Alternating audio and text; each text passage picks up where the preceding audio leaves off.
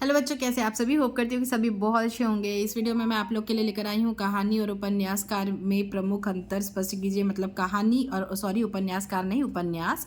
कहानी और उपन्यास में अंतर ये अधिकतर पूछा जाता है और इसमें हम दो दो कहानीकारों और उपन्यासकारों के भी नाम देखेंगे, जैसा कि आपको दिख ही रहा है सामने। तो हम देख लेते हैं पहले कि कहानी और उपन्यास में क्या अंतर है। अगर आपको एग्जाम में पूछता है तो आप बहुत ईजिली लिख सकते हैं। बहुत छोटा सा है ये, बहुत ज़्यादा बड़ा नहीं है, बट अधिकतर ऐसा होता है कि 2 नंबर में 3 नंबर में ये पूछ देता है। तो देख लेते हैं।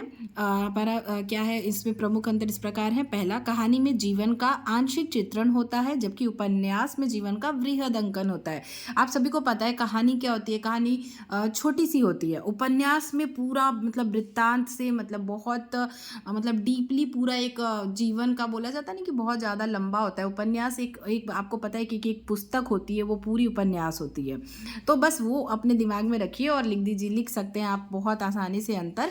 कहानी एक छोटा सा एक पेज में भी लिखा जा सकता है, बट उपन्यास जो होता है वो एक पेज में नहीं लिखा जा सकता, वो एक पूरी बुक होती है। तो उपन्यास जो है वो जीवन का वृहद अंकन होता है और कहानी क्या होता है, छोटा पार्ट होता है। आंशिक चित्रण जिसे कहते हैं, छोटा सा पार्ट होता है।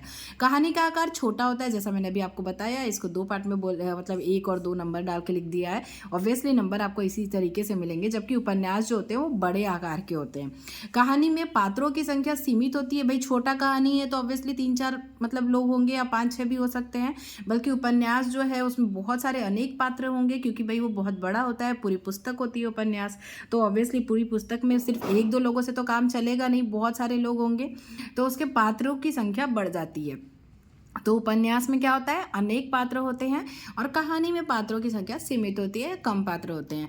कहानी कम समय में सघन प्रभाव डालती है तथा उपन्यास में प्रत्येक स्थल सघन प्रभावी नहीं होता है। मतलब क्या होता है, जैसे कहानी होती है वो एक छोटी सी होती है, बट उसका प्रभाव जो होता है वो मतलब अच्छा होता है, अच्छा खासा। मतलब वो उसमें हमें सीखने को भी मिल जाता है। छोटा सा कहानी होता है बट उसमें बहुत कुछ सीखने को मिल जाता है। बट उपन्यास जो है वो आप पढ़ते जाइए पढ़ते जाइए पढ़ते जाइए तो मतलब थोड़ा लंबा जाता है, तो वो बहुत ज़्यादा प्रभावी नहीं होता है। तो इस तरीके से हो गए 4 मतलब अंतर। और 2 कहानीकार तो प्रेमचंद, जयशंकर प्रसाद, आप इसमें और भी लिख सकते हैं आपको याद होगा तो। और 2 उपन्यासकार कौन कौन से हैं, यशपाल और जैनेन्द्र कुमार। तो इस तरीके से ये 2 उपन्यासकार हो गए। अब ये मतलब आपको कुछ और भी लिखना होगा तो आप और लिख सकते हैं, कोई ज़रूरी नहीं कि यही लिखना है।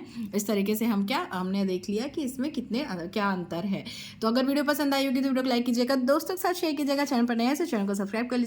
किसी और क्वेश्चन का आंसर आपको चाहिए होगा और कुछ और समझना होगा तो आप मुझे कमेंट कर सकते हैं। मैं ट्राई करूँगी कि मैं आपकी हेल्प कर सकूँ और आप एग्जाम की तैयारी अच्छे से कीजिए। Thank you, all the best.